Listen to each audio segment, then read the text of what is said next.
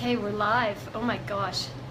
This is my first live video, guys, so I apologize if this is really nasty and I make some mistakes, but I'll do the best that I can. So I'm Mally. I am the head trainer with C-Spot Run. Basically, I am here right now live to answer any questions that you might have about dog training, puppy training. If you are having problems with your dogs and you want some quick answers as to how you can get some help, then yeah, now's the time to ask away.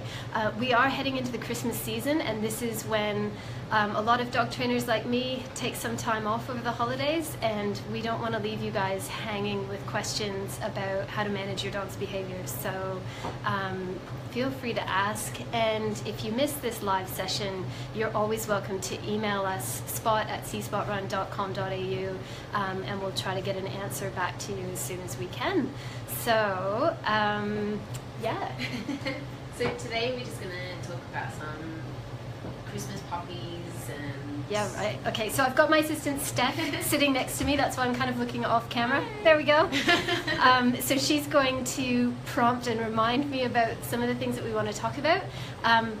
I guess we'll just talk about Christmas puppies. So a lot of people at this time of year are buying puppies because they might be Christmas presents, and that can be a really fantastic thing for the family to enjoy on Christmas, is bringing a furry new baby into the household.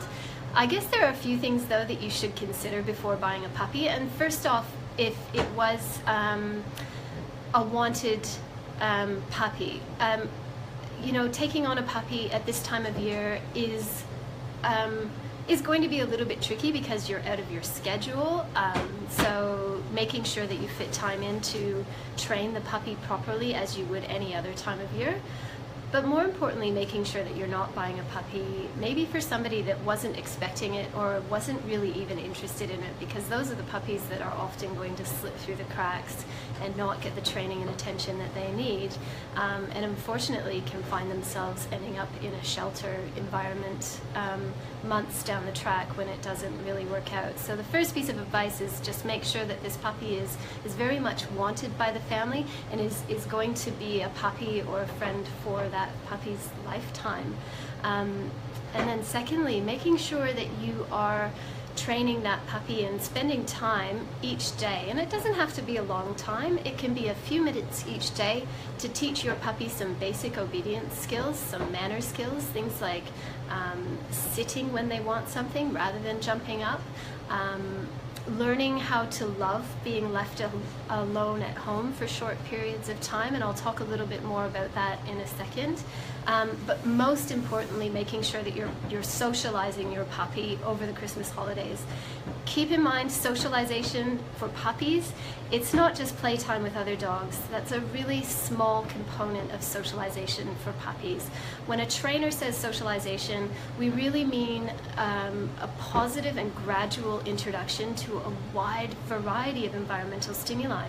It includes sights, sounds, smells, experiences, different types of people, different types of experiences like being on the sidewalk and having a child race by on a scooter. These are all things that we kind of take for granted but are very new to our puppies. And unless we teach our puppies from a very early age that those experiences are actually really positive ones and not ones that they need to develop fears towards, then we can really go a long way in ensuring that they don't develop behavioral problems as they get older. So generally we say between the ages of 8 and 16 weeks of age is a good time to think about doing lots of this really good socialization work with your puppies. And during the Christmas season, we tend to get really busy, we're out of our routine, and sometimes we just don't pay as much attention to our dog's socialization needs. Or even worse, if you're going away and maybe thinking about putting your puppy into a kennel or with a minder, making sure that that socialization process doesn't get put on hold, because it just simply won't wait. So what else do we want to talk about, Steph? I think also talking about the critical age of a puppy might be yeah, so critical phase of socialization, that really is this period between 8 and 16 weeks of age. So, you know, generally most people do end up taking a puppy from the breeder at about 8 weeks of age, so you've got a good 8 weeks to kind of work on that socialization period. And keep in mind, the 16 weeks of age, it's a general average. It can vary for dog to dog and from breed to breed, but it is a general accepted average. 16 weeks of age also is important because it's the age that most puppy trainers like myself will create as a cutoff for joining a puppy class. So if you're thinking about taking your puppy to a puppy class, really great to think about getting them enrolled before they turn 16 weeks of age so that you don't miss that critical cutoff. And unfortunately, a lot of trainers, like I said earlier, they do take the holidays off, so many of them are probably wrapping up their last puppy classes until the end of the year right now, and they'll be restarting, you know, first or second week of January. So just make sure that you get enrolled in one of those now, and make sure that you're getting that essential information as soon as you possibly can, and your puppy's not going to miss out.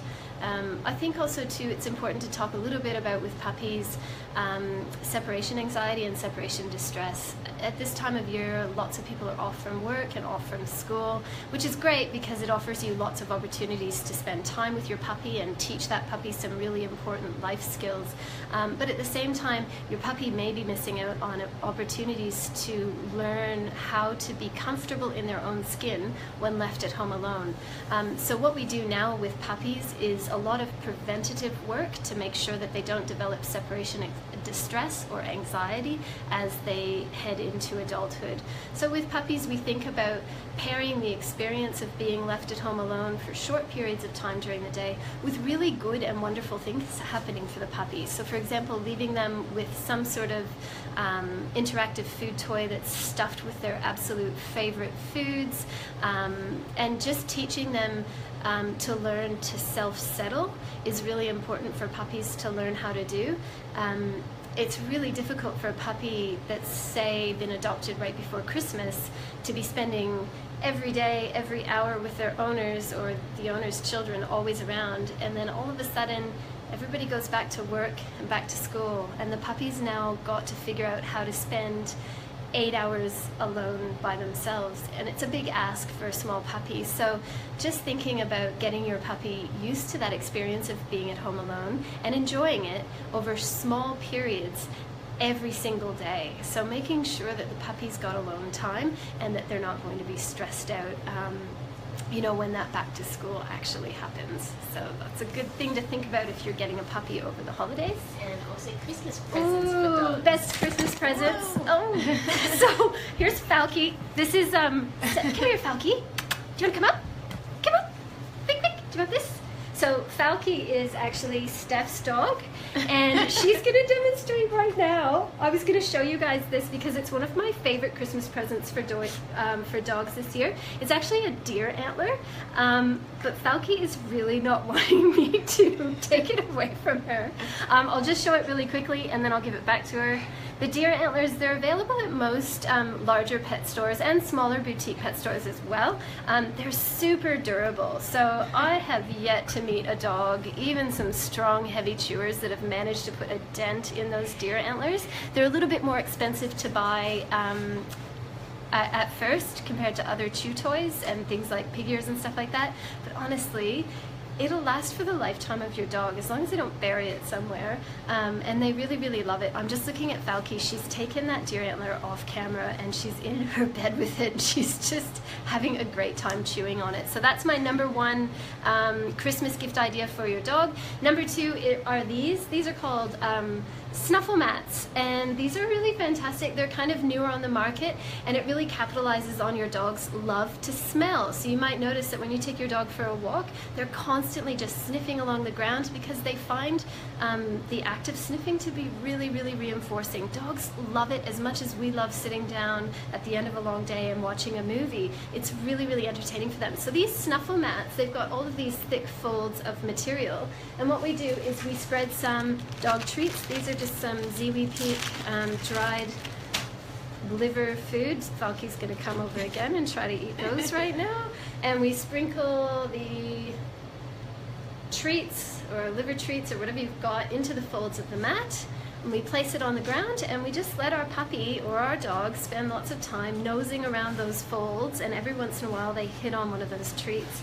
and they find that they just love this activity so much. So you can even feed your dogs kibble if you're feeding them kibble for dinner. Rather than feeding them out of a bowl, pop the kibble into the folds of that material of the snuffle mat and give them that instead, and it just makes the you know, mealtime a little bit more fun for them. So those are my 2 top Christmas presents for dogs this year. Snuffle mat, deer antler, can't go wrong. Oh, and for the aspiring dog trainer in your life, anybody that's really interested in training their dogs to do some fun tricks, I really strongly recommend that you do some clicker training. Clicker training is so much fun for the owner of the dog as well as the dog.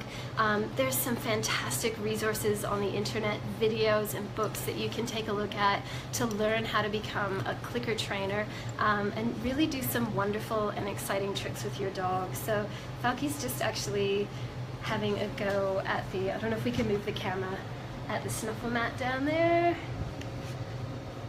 There she goes. She's having a good old nose through the snuffle mat. What a good demonstrator you are, Falky. You're a clever girl. Awesome. And that's it, pretty much. All right, so that's us for this first edition of Ask a Dog Trainer with Mally. I hope I didn't talk too much and too long, and I hope I talked about some things that you guys found interesting.